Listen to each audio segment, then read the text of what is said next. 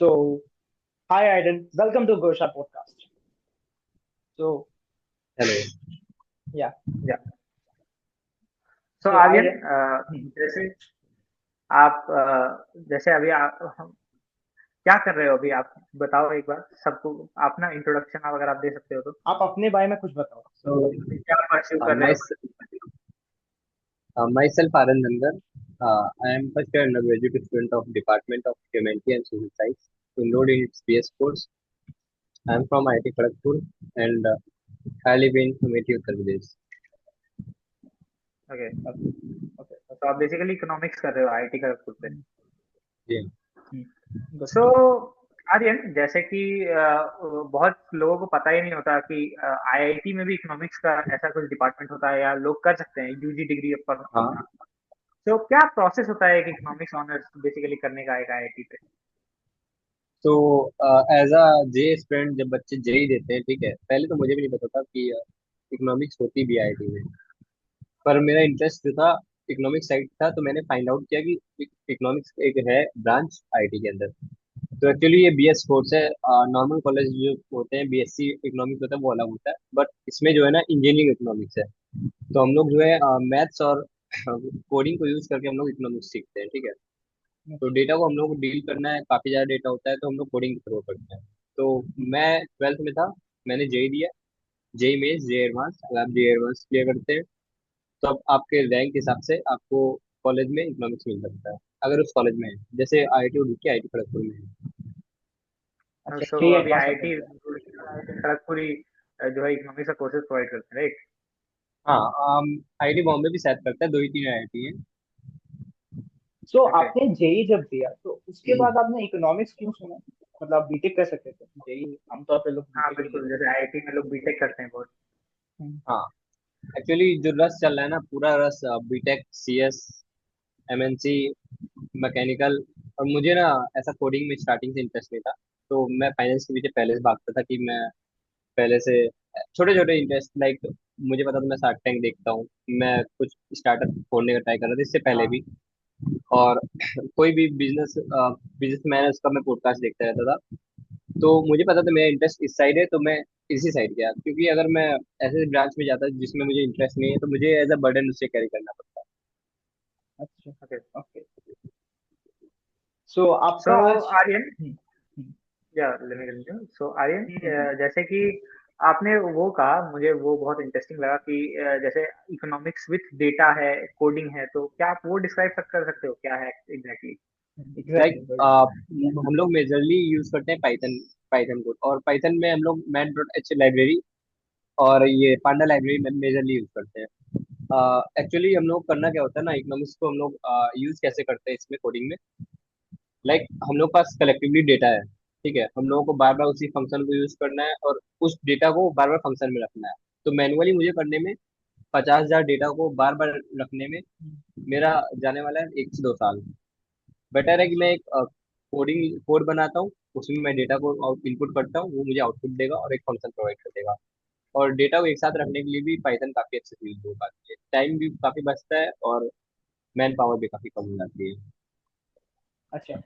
सो सो ये पाइथन आप पहले से ही सीखते आए हो कि अभी आपने रिसेंटली स्टार्ट किया? मतलब 12 11 में या नहीं। पाइथन? तो जब मैं यहाँ पे आया तो पीडीएस एक कोर्स था, ठीक है, programming and data structure, first year में। अच्छा। कोई भी डिपार्टमेंट का बच्चा हो यहाँ पे, उसे पीडीएस पढ़ाया जाता है। बेसिक कोडिंग की नॉलेज सब सब बच्चे को है। हम्म, तो मैं 12th 11th में स्टार्ट किया, मैं यहाँ पे आया, फिर मैंने देखा कि कोडिंग भी है। और आप जब कुछ करेंगे ना, भले ही आपको नहीं पता क्यों कर रहे हैं, अगर आपको उसमें इंटरेस्ट लगे आप बढ़ेंगे आगे। हम्म, तो बेसिकली इसमें कोडिंग थी, तो मैंने यहाँ पे कोडिंग स्टार्ट कर दी फिर। ओ, ओके। हाँ, पहले पहले मैंने कोडिंग नहीं कर रखी थी, फिर जब आप करेंगे तो धीमे धीमे इंटरेस्ट बिल्ड होगा उस हिसाब से।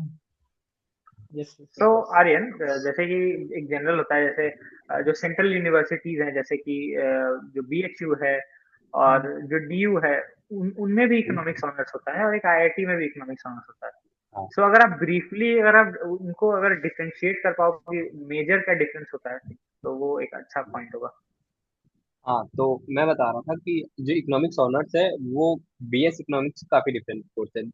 आप आर्ट साइड से जाएंगे इकोनॉमिक्स ऑनर्स करने, तो आपको अलग डेटा के बारे में अलग तरीके से विजुलाइज करना पड़ेगा। पर हम लोग जो करते हैं, हम लोग मेनली जाते हैं एफआरएम साइड या सीएफए साइड, ये सब करते हैं। और हम लोग टेक्नोलॉजी के साथ यूज करते हैं इसको। डेटा एल्गो एल्गो ट्रेडिंग आपने सुना होगा, यस तो हम यस। या लोग उसमें भी जाते हैं, ठीक है। तो हम लोग जो भी टेक्निकल इकोनॉमिक्स है, हम लोग उसके साइड जाते हैं। मैथमेटिकल का ज्यादा डील करना पड़ेगा। आर्ट साइड से आप जाएंगे तो आपको इतनी मैथमेटिक्स नहीं देखनी पड़ेगी, बेसिक मैथमेटिक्स रहेगी। पर अगर आप इधर साइड आ रहे हैं बेस इकोनॉमिक्स में, तो आपको मैथ में इंटरेस्ट होना चाहिए। आपकी मैथ अच्छी नहीं, पर अगर मॉडरेट भी है तो चल जाएगा, धीमे धीमे वो खुद ही अच्छी हो जाएगी। तो मेजर डिफरेंस यही है कि ये टेक्नोलॉजी के साथ डील करना है, वो बेसिक है। स्टार्टिंग में अगर आपको जॉब करनी है कि आपको फाइनेंस मिनिस्ट्री में जानी है, तो ठीक है, वो गवर्नमेंट जॉब है, आप वहाँ पे अप्लाई कर सकते हैं कहीं से भी। पर डिफरेंस यही है कि अगर मैं यहाँ से बीएस इकोनॉमिक्स कर रहा हूँ, 4 साल का कोर्स है, तो मुझे फर्दर जाके एमटेक या कोई ऑनर्स डिग्री नहीं करनी पड़ेगी, इतना सफिशियंट है। यहाँ की नॉलेज सफिशियंट है, और डिग्री तो सफिशियंट है ही। मेजर यही है। Okay okay. सो ये जो बीए, जब लोग 12th पास करते हैं तो कोई आर्ट्स बैकग्राउंड से होते हैं, कोई कॉमर्स से होते हैं, कोई साइंस से होते हैं, और जब वो ऑनर्स करने जाते हैं तो कोई बीएससी ऑनर्स करता है, बीए करता है, बीकॉम करता है। हम्म। तो ये तीनों जो किए जाते हैं, तो इसमें मेजर डोमेन क्या होता है? बीकॉम का क्या होता है, बीए का क्या होता है, बीएससी का क्या होता है? और अगर कोई लड़का बीकॉम में है या बीए में है, तो उसको किस डोमेन पे ज्यादा फोकस करना चाहिए फर्दर इकोनॉमिक्स लेने, अगर वो ऐसा सोचता है? बीए डोमेन का आप पूछ रहे हैं कि बीएस इकोनॉमिक्स में या आर्ट साइड से हम इकोनॉमिक्स जाना चाहते हैं तब? अगर आप आर्ट साइड से इकोनॉमिक्स जाना चाहते हैं, तो आप कोई भी डिग्री कैरी कर सकते हैं। मैं आपको बताता हूँ, एक सीएफए और एफआरएम कोर्स होता है। CFA first level, second level, third level. अगर आपने CFA first level second level कर रखा है, तो अच्छी कंपनी का आपको ऑफर आने लगेगा सीएफए के साथ। तो आप सीएफए ऐसे 1-2 साल का कोर्स है, ऐसा छोटा, जैसे हम लोग वेब डी सीखते हैं, डीएसए सीखते हैं, ऐसा कोई स्किल छोटी सी, ऐसा छोटा सा कोर्स है, वो आप कर लेंगे तो आपको ऑफर्स आने लगेंगे। तो मेजर ये है कि आप कोई ऐसा कोर्स कर लें जिस जो कंपनी मांगती डिमांड करती है, आप वो कर लेंगे तो हो जाएगा। या फर्दर आप एमबीए कैरी कर सकते हैं। अगर ग्रेजुएशन बीकॉम बीए कर लिए तो एमबीए इज बेस्ट। बीटेक से भी एमबीए, कहीं से भी आप, लास्ट आपका वही एमबीए है। ओके। सो जैसे आर्यन, आपने बताया कि आप अब बीएस कर रहे हो, सो आपका फ्यूचर प्लान क्या है हायर स्टडीज के लिए? या क्या आप सीएफए एफआरए में मूव करना चाहते हो, या एमएस भी होता है आईआईटी केजीपी पे? एक्चुअली मैं जब आया ना, तो मैं करने तो चल रहा था कि एमबीए करूंगा पूरा, मैं हायर स्टडीज में जाऊंगा। आईटी से मैंने इकोनॉमिक्स कर ली, आईएम से मैं एमबीए करूंगा। तो पर यहाँ पे आया, मेरा इंटरेस्ट बदला, मैं कोडिंग भी सीखा, तो अभी मुझे ना एल्गो कोडिंग में ज्यादा इंटरेस्ट आ गया, एल्गो ट्रेडिंग। तो मैं ऐसा एल्गोरिदम डिजाइन करूंगा जो ट्रेडिंग में हेल्प करेगा। और मैं एज अ जैसे जोकर खेलता है तो नीचे नेट लगा के खेलता है, तो उसके लिए मैं कोई ऐसी स्किल सीखूंगा, सीएफए एफआरएम कर लूंगा, वो तो नॉर्मल है। और कोडिंग की भी कोई ऐसी स्किल रखो जिससे आपको जॉब मिल पाए। ऐसा आप अच्छा। हवा में बैटिंग नहीं कि आप बेरोजगार रह जा रहे हैं बाद में एट द एंड। हाँ, बिल्कुल। यस हाँ। Yes, skills. तो एल्गो ट्रेडिंग के बारे में एक आप और कुछ बता क्वेश्चन। सकते हैं क्या? अच्छा। हाँ, यू कैन कंटिन्यू। यस, या गुड क्वेश्चन। एल्गो ट्रेडिंग के बारे में जो आप हाँ। करते हैं उसके बारे में कुछ बता सकते हैं? हाँ, अरे बेसिकली अगर हम लोग ट्रेडिंग कर रहे हैं नॉर्मली, ठीक है, तो हर टाइम पे मार्केट में ऐसा पैटर्न नहीं बनता कि आप वहां से प्रॉफिट कर सकें या करेक्ट टाइम पे आप सेल कर सकें। आपको मार्केट देखते रहना पड़ेगा। पर अगर आप वहीं जैसे चैट जीपीटी है, ठीक है, पहली बार जब उसने रिजल्ट दिया कुछ गंदा दिया, मैंने उसको बताया नहीं नहीं, रिजल्ट गलत है, नेक्स्ट टाइम तू सही रिजल्ट देना, ये सही रिजल्ट है। तो वो उसने सीखी उस चीज को, ठीक है। तो एआई जो है वो चीजें सीखता रहता है। अगर आप उसको कई चार्ट पैटर्न दे देते हैं या सिखा देते हैं, तो वो जब अ, आप कुछ नहीं कर रहे हैं, ठीक है, आप बैठे हुए हैं, आप इवन ऑफिस में कोई काम कर रहे हैं, पर आपकी जगह आपका एआई काम करेगा, वो स्टॉक पुट इन करेगा, वही आउट करेगा। तो वो पास्ट एक्सपीरियंस के हिसाब से वो आगे ट्रेडिंग करेगा। जैसे अभी जो ट्रेडर्स हैं वो भी पहले कैडमिल जो पास्ट में चार्ट पैटर्न बन चुके हैं, उसी के हिसाब से आगे चल के वो प्रेडिक्शन जो करते हैं वो पास्ट देख के करते हैं। तो वही एआई करेगा, हमें नहीं बैठना पड़ेगा वहां पे। और ओ, ह्यूमन का ये है ना, एक इमोशन बीच में आ जाता है। जब ह्यूमन ट्रेड करता है, उसका हल्का सा लॉस होता है 1,000 का, तो उसको थोड़ा बुरा लगने लगता है कि नहीं नहीं, अभी मुझे स्टॉक से बाहर आ जाना चाहिए। पर जब एआई हम्म, करेगा तो उसके अंदर इमोशंस नहीं होंगे, और जहाँ पे जो चीज प्रॉफिट होनी है वो होना होगा। बिल्कुल, बिल्कुल। सो क्या ये जैसे आपको लग रहा है, तो as per my knowledge I think, तो ये तो मशीन लर्निंग का एक कोई एग्जांपल है, राइट? एल्गो हाँ trading is this machine hmm. Learning? हाँ, सो जस्ट क्या मशीन ये लर्निंग। आपको आपके कोर्स में सिखाया जाता है? ये आईआईटी केजीपी के कोर्स का पार्ट है machine learning and everything, economics के अंदर? हाँ, नहीं, एक्चुअली जो है ना, कोर्सेज जो है ना, वो बाकी कोर्सेज लाइक एमआईटी से हमारे कोर्सेज, कॉलेज के कोर्सेज लगभग सेम होते हैं। ये सब एक्स्ट्रा स्किल्स आपको सीखनी पड़ेंगी। ट्रेडिंग तो सिखा देंगे ये लोग बेसिक, पर हम्म। एक्स्ट्रा स्किल जो है वो आपको खुद सीखनी पड़ेगी। ये सब स्किल अगर मेजरली आप किसी कॉलेज में जाते हैं, चाहे जितने अच्छे कॉलेज में चले जाइए, अगर आप इस भरोसे जा रहे हैं कि मैं वहाँ पे जो जितना पढ़ाया जा रहा है वही पढ़ के मैं जॉब पा जाऊंगा, ये करूंगा वो करूंगा, तो वो फिर उस पर रिलाई नहीं करना है आपको। आपको स्किल सीखनी है।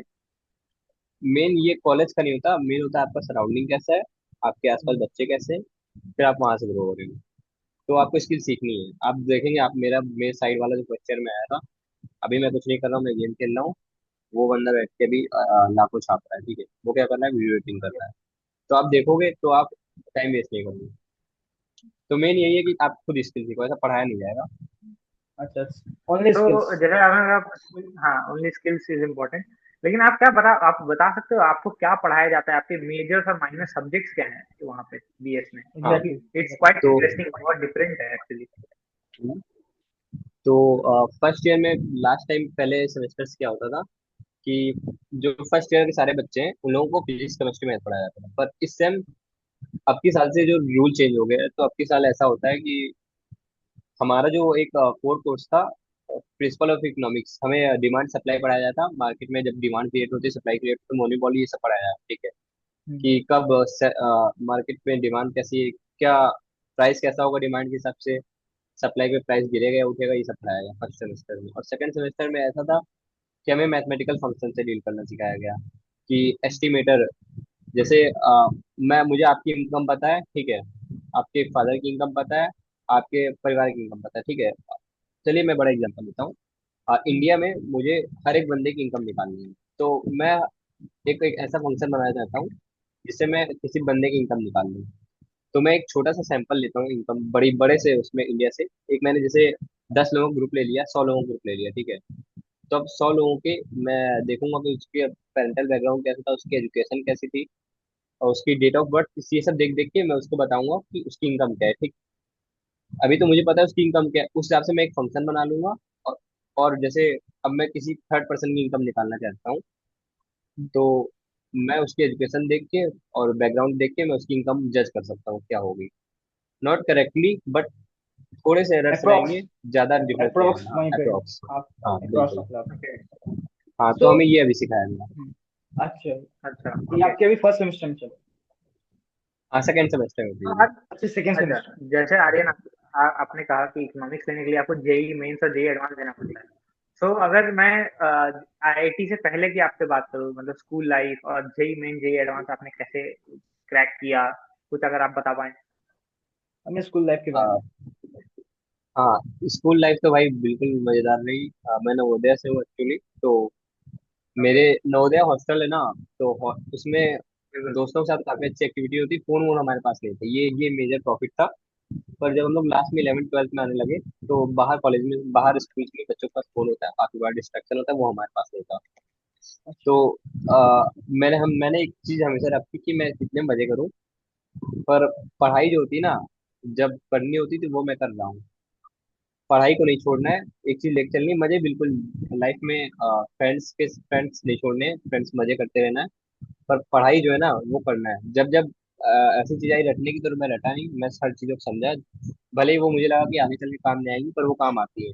जैसे कोई आया लेक्चर दे के चला गया, तो हम लोग लगता था ये क्या बोल रहा है, मेरे बारे में नहीं बोल रहा, मुझे इसमें इंटरेस्ट नहीं, तो मैं नहीं सुनूंगा।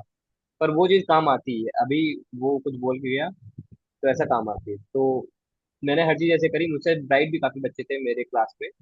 मतलब मैं जब ऐसा एग्जाम एग्जाम देता था, नॉर्मल एग्जाम, तो मेरी 10th में रैंक आती थी मेरे क्लास में। काफी ब्राइट बच्चे थे, ठीक है। टॉपर था वो, आईटी जम्मू चला गया 12th में ही। मैंने ड्रॉप लिया एक साल। फिर ओके। मैंने दक्षिणा में ये 8 महीने जेई प्रिपरेशन करी। मतलब मैं 12th तक प्रिपरेशन नहीं कर रहा था। तो मैंने तब मेरी आंखें नहीं खुली थी, मतलब ऐसा कुछ था। तो फिर मैं कहा 12th निकल गया, 2 महीने बीत गए, मैं क्या करूंगा।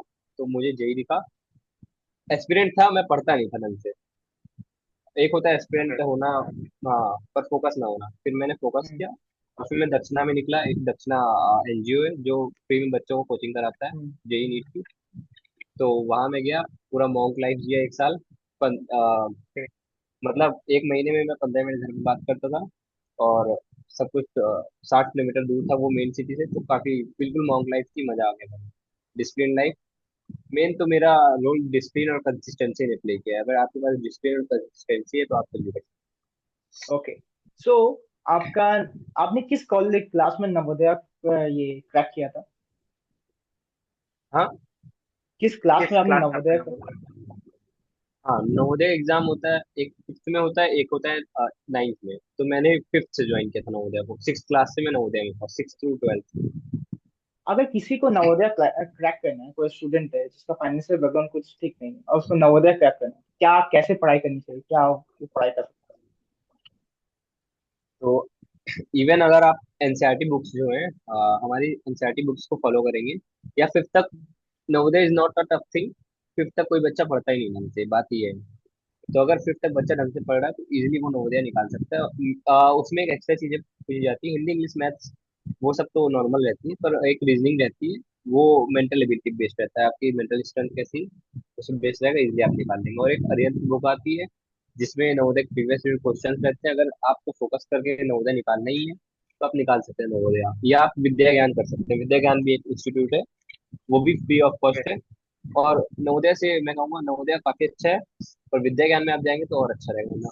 विद्या ज्ञान केवल 2 ही सेंटर्स है यूपी में। है? ठीक है। ओके।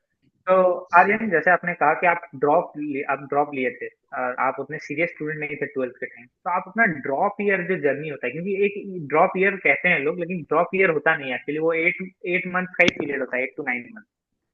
तो उसके दौरान आपका क्या जर्नी था, क्या स्ट्रैटेजी था, अगर आप बताओ, क्योंकि बहुत सारे बच्चे क्या होते हैं ना, 3 महीने में ही ड्रॉप तो ले लेते हैं एक्साइटमेंट एक्साइटमेंट में, बट 3 महीने आते आते वो एग्जॉस्ट हो जाते हैं, बर्नआउट हो जाते हैं।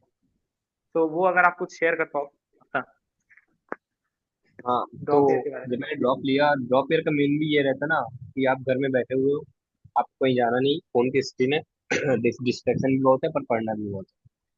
तो काफी चीजें साथ में आ जाती है, कैरी करना बर्डन मुश्किल हो जाता है। मेन ये रहता है कि आप जब कर रहे हैं चीजें तो उसकी एक लिस्ट बनाइए पेपर में। आप जो गलत कर रहे हैं उसका पेपर में लिखिए और उसको चिपकाइए सामने। आप देखिए मैंने क्या गलती करी, और आपको इम्प्रूवमेंट करना है। आपके नंबर नहीं आ रहे तो ऐसा नहीं कि मैं क्यों नहीं आ रहे, उसको एनालाइज करना है। हर चीजें जो आप कर रहे हैं, आपकी दिन की एक्टिविटीज एनालाइज करना। और किसी के साथ ऑनेस्ट रहो या ना रहो, किसी के हम्म। साथ ऑनेस्ट रहो या ना रहो, खुद के साथ रहना है कि मम्मी से छुपा ले, ठीक है तुम पापा को नहीं दिखा रहे हो कि मैं क्या कर रहा हूँ, मैं यूट्यूब पे वीडियोस देख रहा हूँ या गेम खेल रहा हूँ।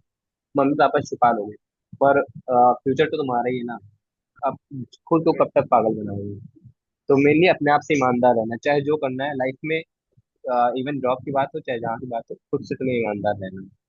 तो मेरा जॉब पे ये था कि मैं सुबह उठ के सुबह 5:30 को उठता था। ऐसा लेट नाइट स्टडी वाला जो शेड्यूल है ना, हम्म। काफी बेकार हम्म। है भाई। जो मॉर्निंग में स्टडी ओके। होती है वो, हाँ, ऐसा कुछ कहते हैं कि मैं सुबह उठ नहीं पाता भाई। 5 दिन नहीं उठोगे, 10 दिन नहीं उठोगे, फिर तुमको गिल्ट होगा, मेरे दिन जा रहे हैं, ठीक है, मैं पढ़ भी नहीं पा रहा हूँ। तो स्टार्टिंग में भी नहीं उठ पाता था। मैं भी रात में आंखें खोल के सो रहा हूँ, 2 बज गए, 3 बज गए, नींद ही नहीं आ रही। फिर अगले दिन मैं सुबह पर उठ रहा हूँ, अलार्म लगा हुआ है, सोए हूँ हाँ। नहीं सोया हूँ कोई मतलब नहीं, मुझे उठ के पढ़ना है, कोई मतलब नहीं। तो जो मैं सुबह रात में मैक्सिमम 12, 12 से 12:30, ठीक है, सुबह मैं 5:30 पे उठूँ, मेडिटेशन करूँ, योगा करूँ, ठीक। उसके बाद मैं पढ़ने बैठूँ 7 से शाम को 6 बजे, छोटा छोटा 5 5 10 10 मिनट ब्रेक ले लो। आधे घंटे पढ़े, 5 मिनट ब्रेक ले लो, जो चीजें अच्छी लगी वो करो, ठीक है। फिर उसके बाद ऐसे करते रहो, कंटिन्यू करो। ओके। ओके। तो तो आर्यन, जैसे कि जो आपने 12th रनिंग में जेई दिया? नहीं। आपने 12th रनिंग में जेई नहीं दिया था? नहीं। अच्छा। ओके। सो जैसे कि 12th रनिंग में लोग जेई देते हैं और एक ड्रॉप लेके जेई देते हैं, आपको क्या लगता है कितना सिग्निफिकेंट चेंज आता है उसमें? हाँ, देखो, 12th में जब आप देते हो ना, आप इसलिए देते हो कि हो जाएगा तो हो जाएगा, नहीं तो फिर मैं ड्रॉप लूंगा, अब मेरे पास 1 साल और है, ऐसा दिमाग में चलता है बैक ऑफ द माइंड, तो आप पूरा एफर्ट नहीं डालते हो। पर जब बैक ईयर रहता है ना, उसके बाद आपको जेई देने को मिलेगा ही नहीं, आपके यहाँ से आईआईटी गई, ठीक है, एनआईटी या आईआईटी जो भी अच्छा कॉलेज था वो गया। तो आपके पास कोई कोई वो नहीं रहेगा कि अब मैं क्या कर सकता हूँ। जब आप ट्वेल्थ में हो ना, तो आपके फ्रेंड्स भी हैं ट्वेल्थ में, आप क्लास में जा रहे हो, मजे कर रहे हो, देख रहे हो कि मैं ही क्यों पढ़ रहा हूँ, वो लोग तो नहीं पढ़ रहे हैं, ठीक। तो आप ऐसे सोचते हो, नहीं पढ़ पाते। पर आप जब ड्रॉप ईयर में हो ना, तब आपके आसपास कोई नहीं है, आ, ठीक है, और आपके पास लास्ट चांस है। और घर वाले भी, अगर तुम मान लो कुछ नहीं कर पाए, 1 साल 2 साल कितना कितना झेलेंगे, ठीक है। आपको अगल बगल घर के आसपास कोई कॉलेज लेना पड़ जाएगा, अगर आपकी फाइनेंशियल कंडीशन सही नहीं है। अगर सही है तो आप जाएंगे भाई कहीं दूर पढ़ने। पर मेनली क्या होता है ना, मिडिल क्लास आदमी नहीं बाहर नहीं प्रेफर करेगा, वो अगल बगल कॉलेज में एडमिशन लेके खत्म करेगा। बिल्कुल तुमको बिल्कुल। पता है कि तुमने एक अच्छी अपॉर्चुनिटी सिर्फ इसलिए खो दी क्योंकि तुम अपनी लाइफ के लिए सीरियस नहीं थे। तो ड्रॉप ईयर में तुम बिल्कुल कंसिस्टेंट हो जाओ, सीरियस हो जाओगे। अगर नहीं हो पाए तो भाई लाइफ मजा भी नहीं। ओके। बिल्कुल बिल्कुल। सो ये क्वेश्चन थोड़ा इकोनॉमिक्स से है। हम जैसे कॉलेज में इकोनॉमिक्स में आपने जब आप अभी आईआईटी में हो, आपके साथ आपने बहुत सारे नेटवर्क बनाए होंगे, सीनियर्स होंगे। सो अभी वो लोग क्या करते हैं, मतलब इकोनॉमिक्स के बाद क्या अच्छा करियर, एक तो स्कोप आता है जिसमें अच्छा पेमेंट भी होता है, लोग अच्छा प्रोफाइल में जाते हैं और उनका ग्रोथ भी अच्छा है।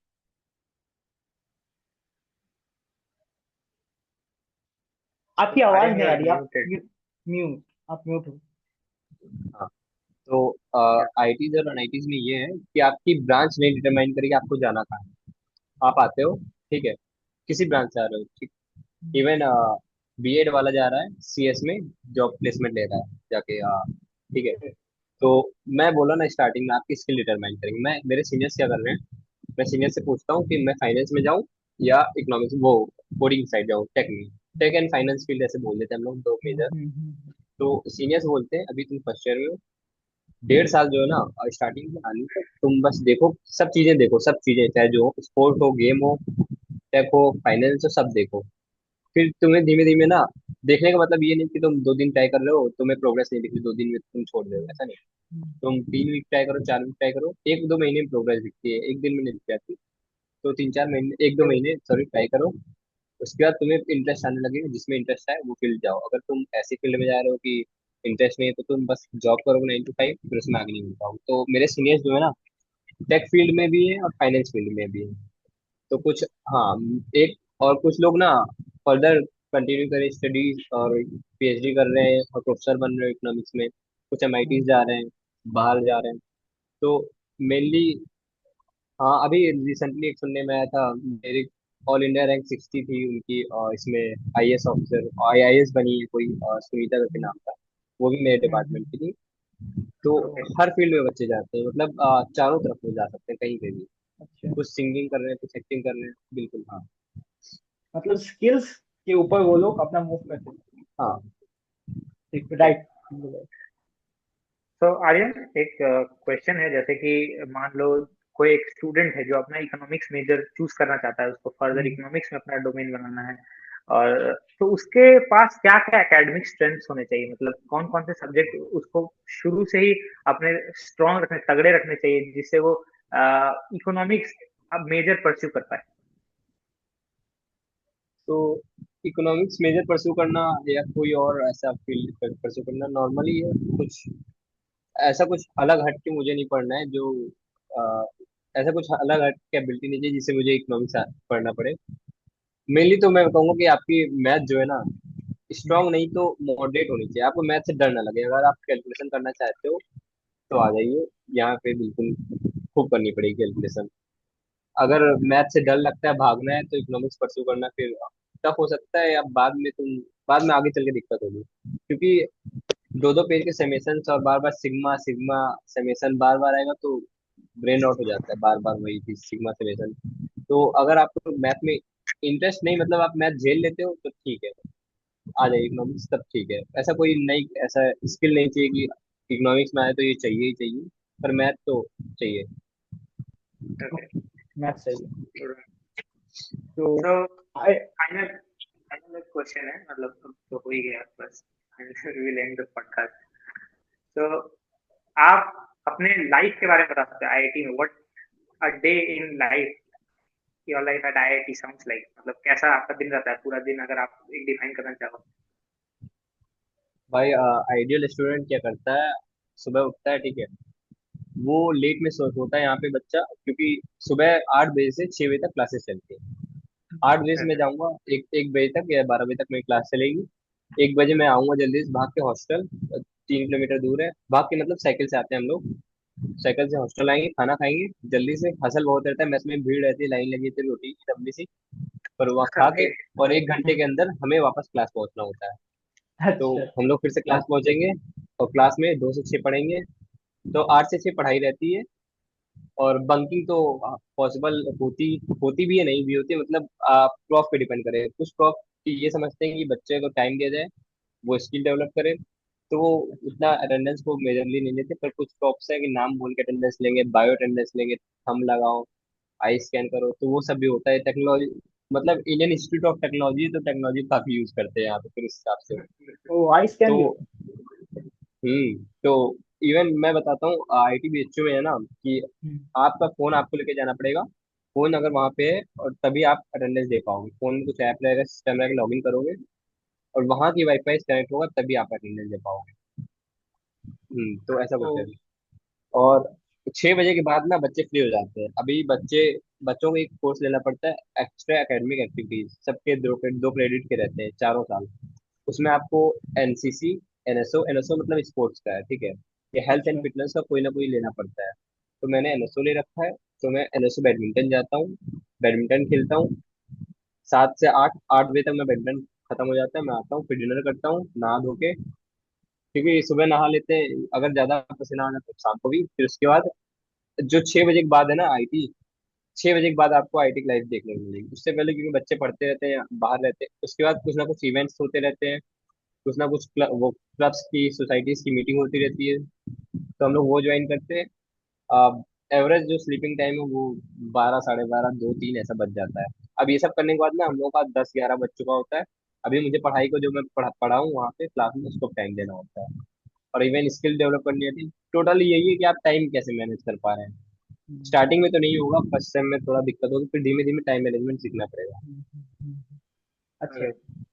ओके। सो आई डन एक और लास्ट सवाल है कि अगर ये जो पॉडकास्ट है वो अगर हाई सेकेंडरी स्कूल के बच्चे देख रहे होंगे, सो उनके लिए एक स्ट्रॉन्ग मैसेज आपका क्या हो, जिनको अपने करियर में एक आईआईटी जैसे जो अच्छे कॉलेज होते हैं वो क्रैक करना हो, क्या एक तो अच्छा मैसेज होगा जो आप देना चाहते हो, या किन गलतियों को आप बोलोगे कि नहीं ये गलतियां नहीं दोहरानी चाहिए?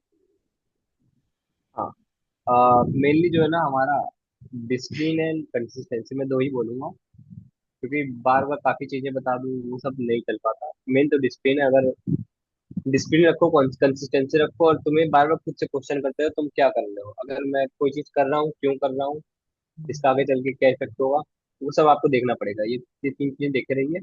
और discipline all about to saying no. अगर आप नो कह पा रहे हैं गलत काम को, या जो चीजें आप प्रॉफिट नहीं कर रहे, तो वो ठीक है, वही डिसिप्लिन एंड कंसिस्टेंसी बेस्ट चीज है।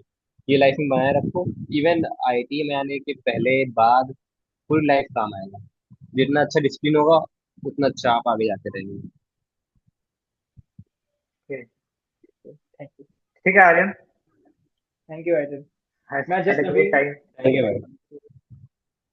आप मैं एक ये रिकॉर्डिंग ऑफ कर दो थोड़ा। हाँ, यस यस।